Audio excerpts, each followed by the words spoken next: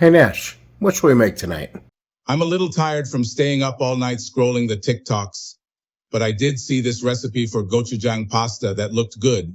Why don't you make that? Really? A TikTok recipe? All right. Well, let's give it a try.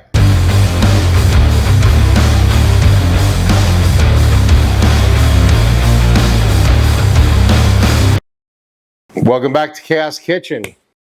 So today we're making a new recipe that I've never made before.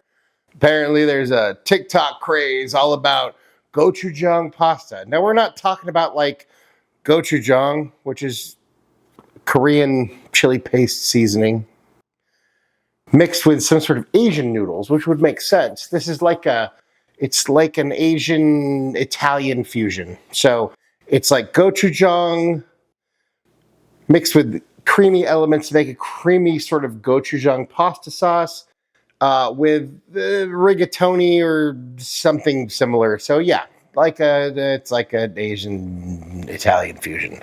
Boom. So let's try it. I mean, here's the thing. I love pasta. I love gochujang. Let me rephrase that. I love Italian pasta. I love gochujang. I've never mixed the two, but hey, let's give it a shot. So without further ado, let's make some creamy gochujang rigatoni pasta. All right, first things first, we got to cook our pasta. So we got some rigatoni. So what we're going to do first is bring about 4 quarts of water to a boil. So here we have 4 quarts of water. Now we're going to season with salt. Now I have heard, and I have not proven it wrong, that you should make your pasta water as salty as the sea. So just put a shit ton of salt in there. Trust me, salt is good. So while we're waiting for that to come to a boil, we need to chop some garlic.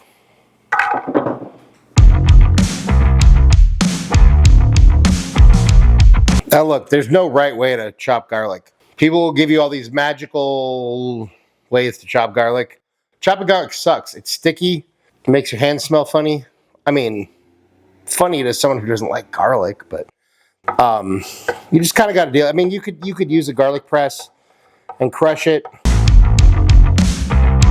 Actually, I'll grab another clove of garlic and show you how to do that. But really, you just got to chop it. And you know what? If you don't like chopping it, just use garlic paste, or you could try some of the homemade witchcraft shit on YouTube or whatever. But overall, it's just like most things in life. There's not really a shortcut. But garlic is delicious, so it's worth it.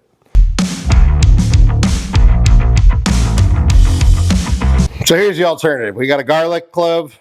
We got a garlic press. You open this guy up, put the garlic clove inside, close that up, and then you just press it, and you see that's what comes out. And then you just use the back of a spoon or the back of a knife. So, not bad, but the problem is you're left with this, which can be problematic because you kind of, it's not so much that you're wasting the garlic, it's that you have all this that you got to clean out in between each clove. So that's that. Once our water has come to a rolling boil, we're going to take our about a pound of rigatoni and go ahead and dump that in. Make sure and spill some, just like I did. Now we're going to give that a bit of a stir, just to keep the pasta from sticking to each other, to the pot, etc. And then we're going to wait till it comes back up to a boil. And then you're going to follow package directions. So based on the directions from this package, 11 minutes for al dente, and that's what we want. Well, that's what I want. If you like your pasta mushy, you do you. As our pasta's cooking, we heat up our pan, add a glug of oil. We add in our garlic.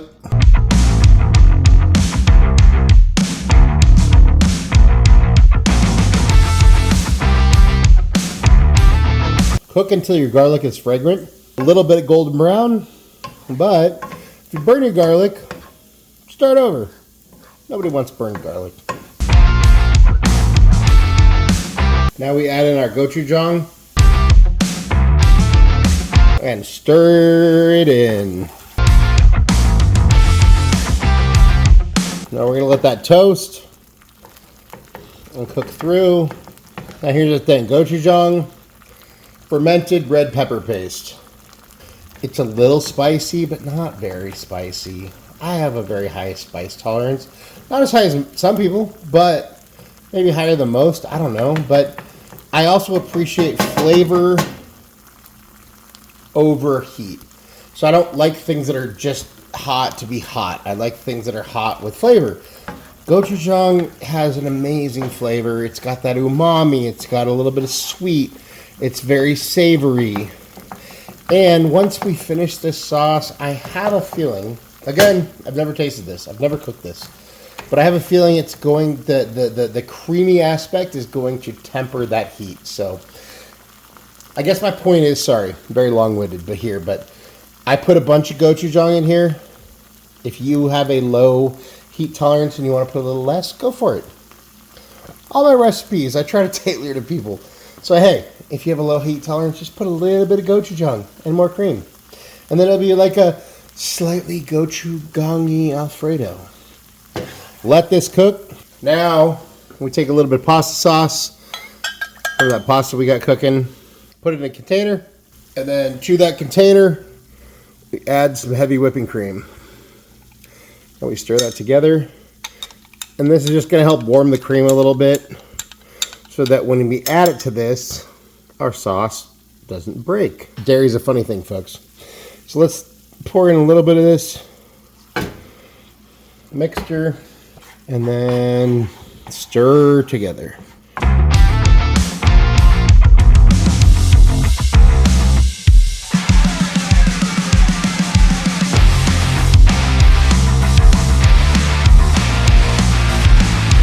Now we let the sauce cook and reduce. Now we want to add a good amount of Parmesan cheese to this. And we stir that in until the cheese is melted. As your sauce is boiling, thickening, we want to get it to about half of what we started with. So, if you're like me, you weren't really paying attention when we were supposed to take that measurement at first. But hey, this is partially Italian. And Italian cooking goes by feeling. So when you feel that the sauce has reduced to where you need it, hey, then you add the pasta. That's how we do things, you know? Forget about it. So when our sauce is thickened to where we want it, we can take our pasta, perfectly cooked al dente, and dump it in here. And then we just stir everything together. The beautiful thing about rigatoni, basically think about it this way, the more surface area. So these have, you know, the outside of the tube and the inside of the tube. So that's a lot of surface area.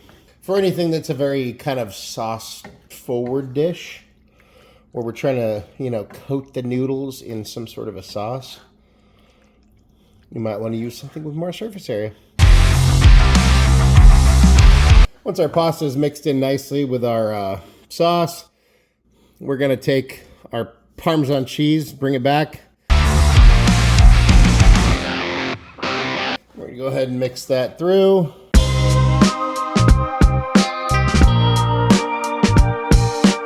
All right, time for a bite. So this might be the easiest, or I'd say the simplest dish that we've cooked on this channel so far. But it's also the first one that I've never tried until right now. So let's see how it goes. Hey, cheers. Here's to gochujang creamy pasta. I'm already spilling.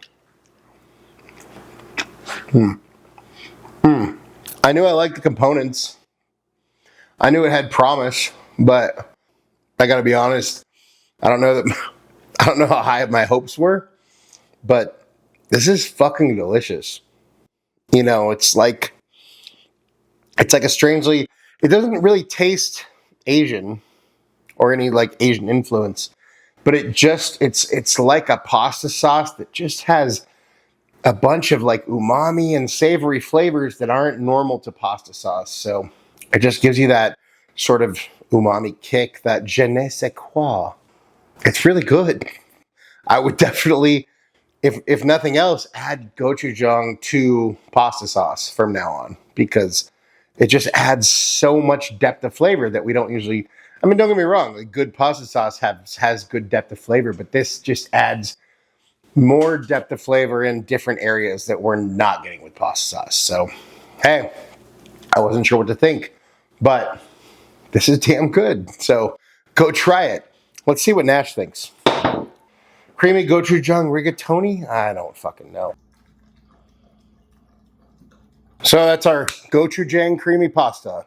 Look, I was pleasantly surprised, but I say go make it, go try it. It was really good. That being said, thank you so much for watching. If you could take a second and like, subscribe, and hit the notification bell if you want to get notified every time we drop a new video. Really appreciate it. Thanks to those of you who already have. Appreciate you. If there's anything you want me to make and Nash not to taste, drop it in the comments and most likely we'll make it. That being said, remember, cook more, eat better, embrace the chaos. That's it for now. Till next time, folks. Peace.